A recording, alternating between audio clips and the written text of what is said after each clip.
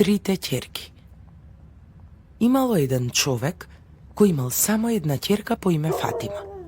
Од мала чувала мачи и куче. Мајката и таткото се грижеле за неа, ја воспитувале со многу љубов и ја научиле на честност и почит кон другите луѓе.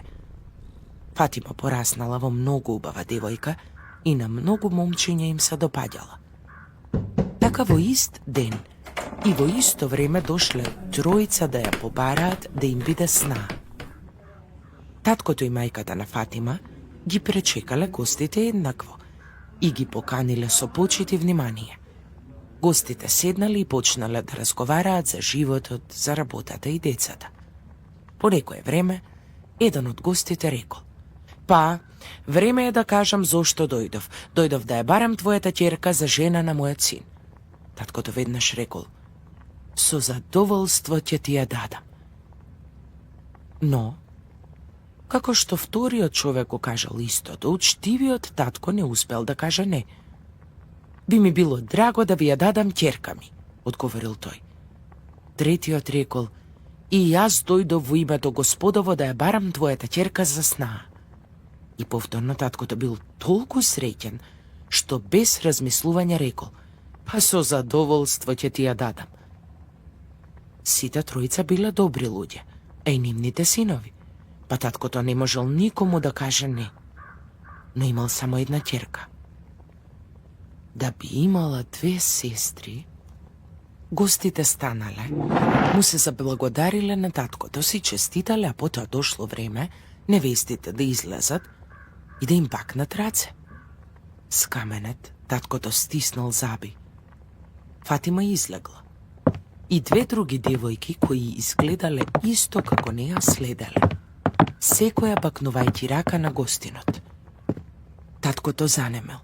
Тој одвај успел да изговори неколку зборови, а гостите среќни си заминале дома. Таткото тогаш отишол во собата на Фатима за да ја разјасни работата. Од каде биле тие две други девојки? Влегол и ги видел трите девојки внатре како се смееле среќни задевајќи се. Кога го виделе сите три го прегрнале среќни за браковите. Таткото омекнал и ништо не ги прашувал девојките. Сите три изгледале како Фатима. Секоја за него била како негова ќерка. Времето брзо поминало. Таткото забележал дека мачката и кучето ги немало, а во меѓувреме девојките се подготвувале за свадба, носејќи веселба во куќата. Тројната венчавка поминала добро.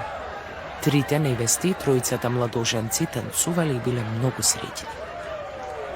Кога свадбата завршила, секој зет ја однал својата невеста дома. Сега таткото повторно почнал да се прашува: дали мачката и кучето може би биле другите две девојки? А која навистина била неговата Фатима? Поминало повеќе време. Таткото и мајката отишле да ги посетат сватовите, да ги видат ќерките и да разберат која од нив била всушност нивната Фатима. Првите сватови многу убаво ги пречекале. Нивната ќерка била среќна што ги видела. Ручали и седнале да се напијат и да разговараат. Таткото ги прашал сватовите: како е ќерка ми? Дали е послушна? Дали ги извршува домашните работи? Свекорот срамежливо и тивко рекол: добре што дојдоте. Ќе ти кажам за ќерка ти. Брзо ги извршува сите домашни работи, вредна и чиста, многу послушна и љубезна. Но кога ќе се налути, испушта звуци како лаење. Таа изгледа толку опасно во тие моменти, што е подобро да бега од дома.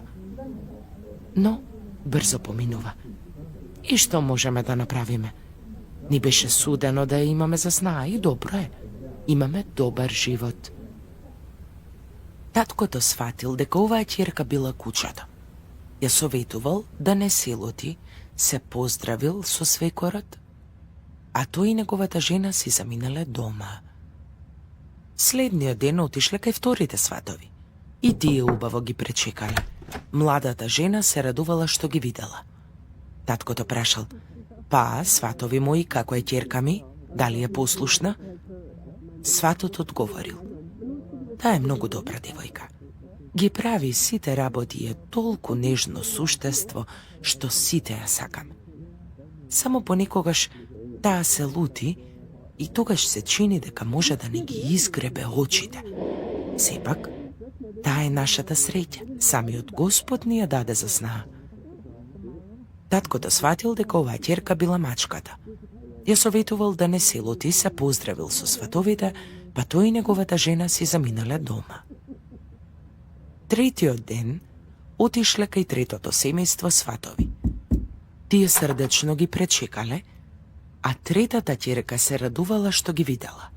Таткото прашал: па, драги сватови, како е ќерка ми? Дали е послушна, како се служувате? Драги сватови, што да кажам?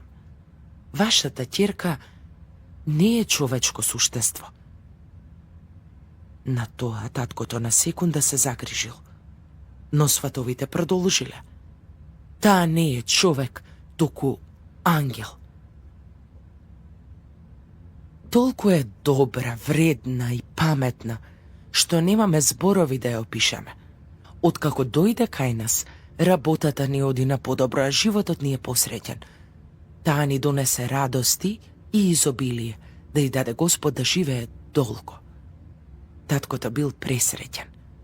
Ова е мојата Фатима, паметна и љубезна, се грижи за своето семејство. Ова е таа. Од тогаш, таткото и мајката ги посетувале сите тројце сватови, но најчесто го посетувале домот на нивната вистинска ќерка.